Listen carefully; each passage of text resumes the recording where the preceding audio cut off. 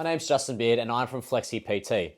Today, I'm going to give you the beginner's guide to stretching, when we should be doing it and when we shouldn't be doing it. So the first thing we think about when we're exercising is we want to burn calories, or we want to gain muscle, we want to see sweat, we want to lose weight. We just want all the benefits and all the good things that come from exercise. But how often do we start a program thinking we've got to get our stretching program right as well? That's rarely the case unless you're an elite athlete. And even in some cases that's not what they're thinking either. So a good time to stretch before and a good time to stretch after are two different things. We want to be looking at two different types of stretching, and that's something that not everyone's aware of when they begin exercise. So there's two different forms of stretching. You've got static stretching, and that's where we reach out, let's say, to touch our toes. So we're sitting here, we reach out, we try to touch our toes, and we just hold that stretch for a certain amount of time. And then you've got dynamic stretching, and that dynamic stretching might look like something like this. So if you ever turn on the telly and you're watching some swimmers go about their business in an event, and you see them doing this, there's a reason for that. There's a reason why they're doing that and not this. Obvious reasons being that they're swimmers. So hamstring stretch right at the beginning of their before their race probably isn't as optimal as getting their shoulders warmed up. And the other thing being, a static stretch is what we do at the end of a session. So the static stretch being what I just did with my hamstring, and a dynamic stretch being this with our arms. So dynamic stretch is generally what we use before an exercise, before our workout. So if I was a runner, I might want to try and replicate the actions of the event that I'm just about to take part in, whether that be a jog, whether it be an actual race. I still want to try and get my muscles, my joints, actually going through the movements that I'm about to endure for my period of exercise. Same with swimming. If I'm a swimmer, you see them doing this, and that's because that is going to be an activity or part of the exercise for their, however long, whether it be 1,500 meters, whether it be 50 meters. That's part of their movement for their specific exercise. So that's going to get the joints warmed up. It's going to get everything nice and limber, so that when we actually take part in our exercise, our body is ready for that particular exercise. Now, we talk about static stretching at the end of a session.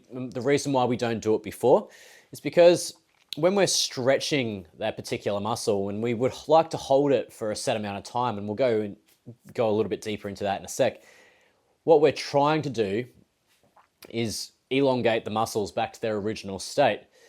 And when we do this, we're actually weakening the muscles. And so you can actually understand why weakening the muscles before we go to take part in our sprint race or our just any kind of exercise, boxing, whatever you want to do, you can see why weakening the muscle becomes a big issue.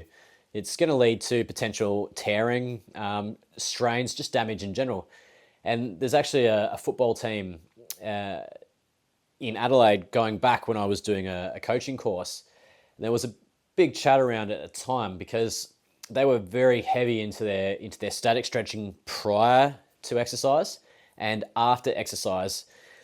And the club's injury list was almost as long as their healthy list. And a lot of these injuries, it's a full-on contact sport, but a lot of the injuries were soft tissue. And they found that the static stretching prior, as well as after, had weakened their muscles, so that when they got into game day, they just didn't have that same power output, and of course, they started tearing left, right, and center. So that was going back 10, 15 years, and now we're talking dynamic stretches before and static stretches after.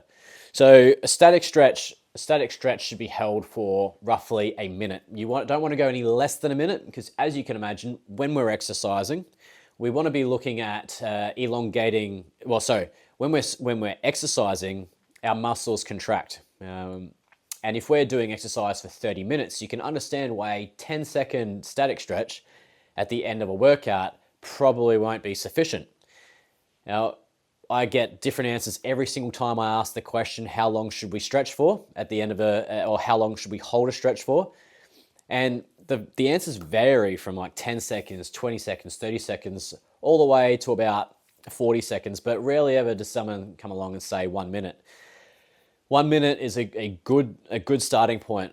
A minute is a very long time if you've ever held a stretch for a minute, but if you can get a good strong stretch at about 7 or 8 out of 10 on the pain scale, then we know we've done the right thing, and we're looking after our body. We're stretching the particular muscle groups that we've used during our exercise. Just like what we would be doing with our dynamic stretching at the start. You might do 20 of these.